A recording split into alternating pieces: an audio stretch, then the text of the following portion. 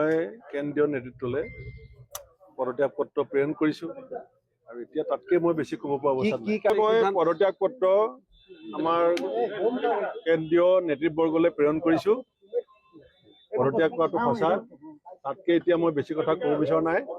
কিন্তু মই এষাৰ কথাই আপোনালোকক কৈ দিছোঁ, যি এতিয়া ঘটিছে সেইটো মই আপোনালোকক অৱগত কৰিছোঁ। আৰু স্বাভিমানৰ প্ৰশ্ন আহিছে, স্বাভিমানৰ বিষয় আহিছে আৰু দলৰ যি ধৰণে পৰিচালিত হৈছে সেইখিনি মই কেন্দ্ৰীয় নেতৃত্বক জনাইছোঁ। কেন্দ্ৰীয় নেতৃত্বৰ নিশ্চয় মোৰ পত্ৰ এতিয়া বেছি দেৰিটো হোৱা নাই। মই ৰাতিপুৱা 8 বজাত পদত্যাগ পত্ৰ প্ৰেৰণ কৰিছোঁ।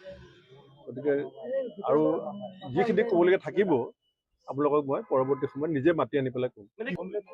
ৰাজনীতিটো কৰিমেই, ৰাজনীতিৰ পৰাটো উপন্যাস লোৱা প্ৰশ্ন আহিব নোৱাৰে। হয়, কিন্তু মই এতিয়া সদ্যহতে পদত্যাগ যে কৰিছোঁ সেইটো মই আপোনালোকক জনাইছোঁ।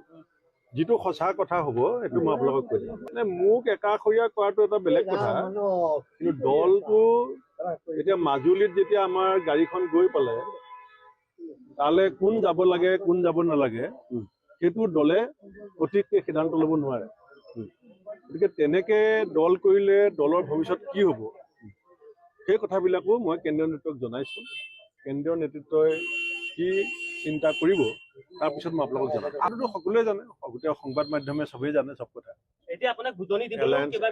এলায়েন্স পাৰ্টনাৰবিলাকে জানে, সকলো ৰাইজে জানে কি ঘটি আছে ভিতৰত, কোনে দল কেনেকে চলাই আছে। মানে সভাপতিয়ে কথা শুনে নেকি ৰকিবুল হুছেইনৰ? আৰু ৰকিবুল হুছেইনৰ কাৰণে নেকি কংগ্ৰেছ এতিয়া বেকফুটত স্পষ্টভাৱে ৰকিবুল হুছেইনৰ কাৰণে নেকি? কাৰণ কি যিকেইজনে প্ৰশ্নবিলাকতে প্ৰশ্নৰ উত্তৰবিলাক সন্নিৱিষ্ট হৈ আছে।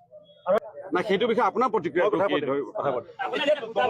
ভূপেন বৰা আছিল, ভূপেন বৰা বিৰোধী দলৰ সৈতে অকল দলৰ প্ৰতিয়ে নহয়, মোৰ ককায়ো হয়। আমি ৰাজনীতি কৰিলো বুলিয়ে অকল যে পদমৰ্যাদাৰ জৰিয়তে আমাৰ সম্বন্ধ এনেকুৱা নহয়।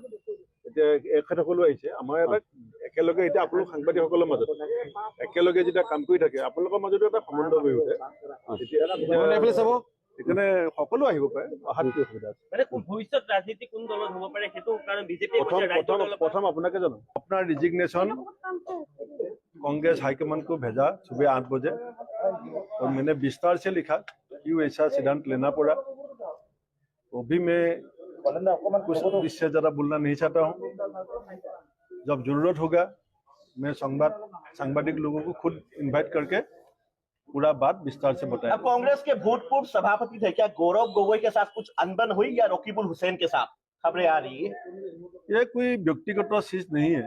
जिस पार्टी को मैंने 32 इयर्स दिया, 94 में मैं पार्टी में ज्वाइन किया, ये सिद्धांत कोई सिर्फ व्यक्तिगत नहीं हो सकता है, पार्टी का भविष्य को लेकर चिंतित है।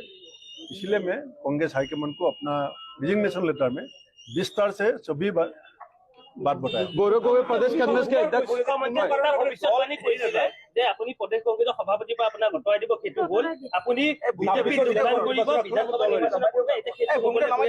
মুখ্যমন্ত্ৰীয়ে কোৱা কথা গোটেইখিনি এনেকুৱা ধৰণৰ ফলিয়াই গৈ আছে, হয়তো এইটো কেনেবাকে এইটো আপোনাৰ কি ভাবে সেই বিষয়টো লৈ মইতো যিলৈকে ক'ব পাৰি কৈ দিছো আপোনালোকক, তাৰ পাছৰখিনি আপোনালোকে নিজে নিজে এনালাইচিছ কৰক, মইতো বাধা কৰা নাই।